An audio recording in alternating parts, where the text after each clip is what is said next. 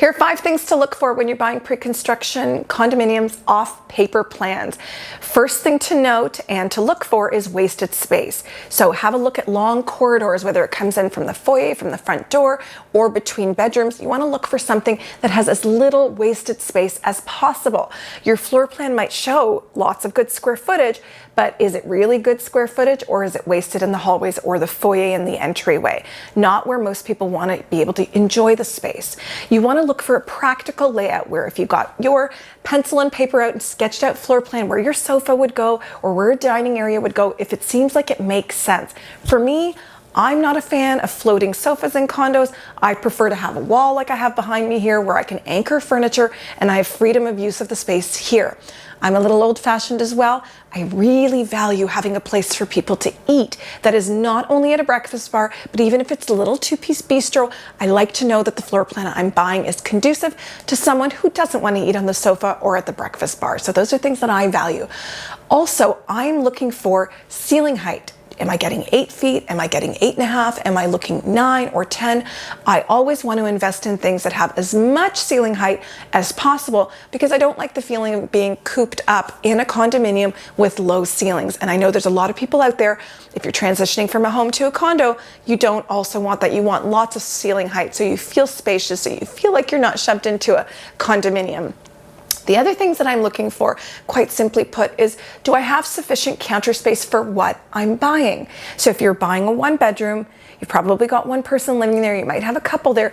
Is there enough counter space or is there room for you to add an island if none exists, even for prep for food? Because sometimes people will go into a rental or they'll go in to look at a unit that's for sale and they might say, there's just no place for me to bake or there's no place for me to really do my meal prep. And that can be a deal killer. So look for places that give you a little bit of space in the kitchen. You don't need a ton, but enough to fit maybe a 3-foot by 2-foot island or something that you can buy at IKEA that can sit there and work as either a floating island or as a counter space on top where you can have pots and pans underneath for storage. Simple things.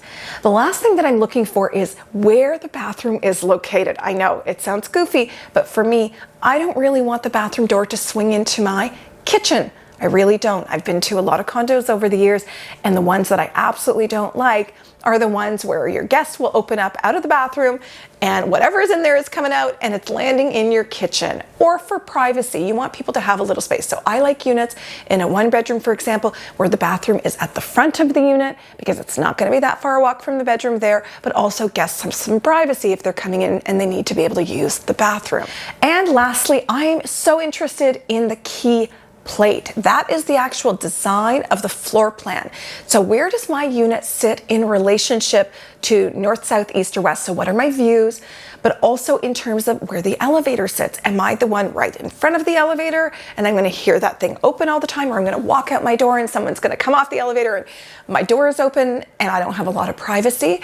Or like I saw in a condo, true story, last week, there was a unit in a building I was touring and their door was open because tradespeople were working in the unit.